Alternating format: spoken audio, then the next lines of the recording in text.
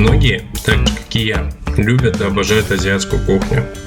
Я ее люблю за простоту и неожиданные новые вкусовые открытия. Мне нравится азиатская кухня за то, что она яркая, вкусная, сочная. И на фоне этого я сегодня решил приготовить легендарную луковую катламу. По своей сущности, это обычные жареные луковые лепешки на масле. Данное блюдо очень сильно распространено в Узбекистане, Киргизии, Таджикистане, в Северном Афганистане, Туркмении. И оно очень простое и вкусное. Но давайте приступим. А приготовление мы начинаем с того, что ставим закваску для нашего теста на луковую катламу. Для этого берем кефир. Кефир желательно брать пожирнее. Закваска делается именно на кефире. Значит, добавляем сахар. Из расчета где-то 100 грамм сахара на килограмм муки. Добавляем соль по вкусу. Я люблю посолнее, поэтому я чуть-чуть побольше добавляю соли. Добавляем также мы, значит, с вами сухих дрожжей. Я беру маленькую пачку, здесь 10 грамм. Этого хватает на килограмм муки. Все тщательно перемешиваем, после чего мы вводим немножечко муки и опять же все тщательно перемешиваем. И вот наша закваска готова. Да, многие сейчас скажут, что в закваску не добавляют дрожжей, но я добавляю, потому что это ускоряет сам процесс. Для меня не важно, пресное тесто или не пресное. В любом случае это будет жариться, и поэтому это не будет пресным тестом. Так вот, как закваска у нас готова, ждем, пока у нас она поднимется и начнет работать. Определяем это по обильному количеству пузыриков и поднятию самой опары. После чего мы начинаем заводить с вами само тесто.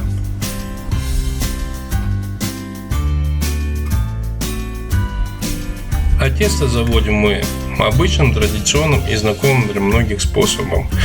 В нашу опару выкладываем всю оставшуюся муку.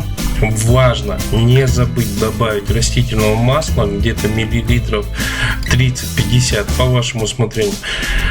Для чего это делаем? Делаем это для того, чтобы у нас тесто получилось более эластичным. На закваске у нас получается микропористое тесто, и поэтому оно как бы крошится. А вот именно когда мы добавляем масло у нас получается дает эластичность тесту.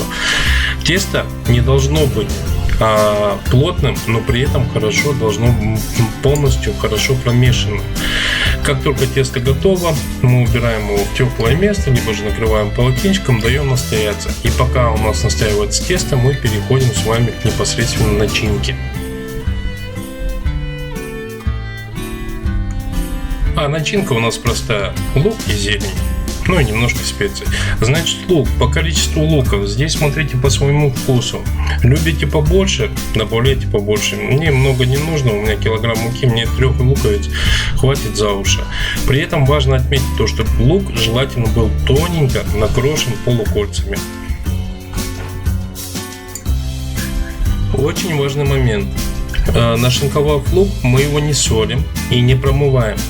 Нам нужно просто сохранить его в своем виде, в том, в котором он у нас получился. Закончив с луком, приступаем к зелени. Зелень берем любую, какая есть в доме. Вообще без разницы. Вот что вы любите, то и берите. У меня вот есть дома лук, у меня есть дома укроп, я его взял. Я их сейчас мелко-мелко нарежу и смешаю с луком. Ну а если дома нету зелени, это не беда. Данные лепешки можно приготовить и без зелени. Зелень просто здесь нужна для красоты, ну и немножко она придает немного аромата, не более того. Как только закончили зеленью, переходим к специям. Вот по вопросу специй здесь вопрос, скажем так, несколько спорный. Я пробовал эти лепешки и в Киргизии, и в Узбекистане, и в Таджикистане, и даже в Афганистане я их пробовал. Везде по-разному добавляют разные специи. Где-то зиру, где-то чего-то. Я же мне нравится с кориандром, и я обязательно добавляю черный молотый перец, свежемолотый перец. На мой взгляд, это идеальное сочетание. Как только мы поперчили, посолили, добавили кориандр. Кориандр, кстати, я перетер. Значит, мы все перемешиваем и начинаем вмешивать нашу начинку в наше тесто. Да, и пока не забыл, важно, постарайтесь, перемешивая лук с зеленью, сделать это как можно нежно и аккуратно, сохранив текстуру лука. Почему это так важно? Потому что в дальнейшем, когда мы уже прожарим лепешки, вот именно целиковый лук, он будет намного ярче выдавать вкус котломы. Вмешиваем нашу начинку в тесто тоже нежно, аккуратно, мягко. Постарайтесь это не делать слишком грубо. Пускай лучше подольше, но так получится вкуснее котлома. Как только мы закончили вмешивать лук в наше тесто, как только мы, увидели то, что у нас равномерно лук распределился по нашему тесту, тесто мы нарезаем на порционные кусочки, формируем из них кругляшки и приступаем к непосредственно жарке.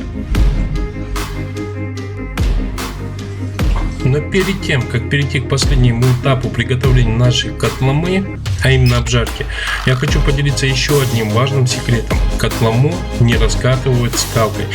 Не делают это вообще нигде. Вот где бы я ее не пробовал, всегда всю котлому делают всегда на руках.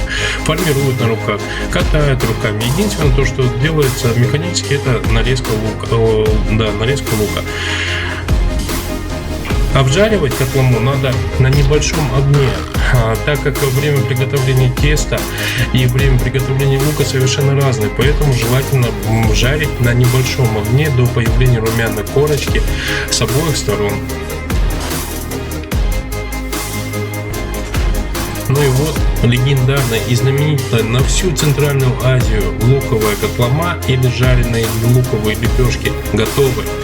Как видите, ничего сложного в приготовлении нету, вообще ничего. Главное просто соблюдать те правила, которые я вам показал в данном видео. Вообще, по идее, это как луковая котлома, она может использоваться и как самостоятельное блюдо, и как прекрасное дополнение к супам. Да и вообще просто ее можно попить чаем. Я же люблю ее кушать просто со сметанкой. Это вообще идеальная лепешка. Я от нее балдею. Всем приятного аппетита. Всех приглашаю к столу.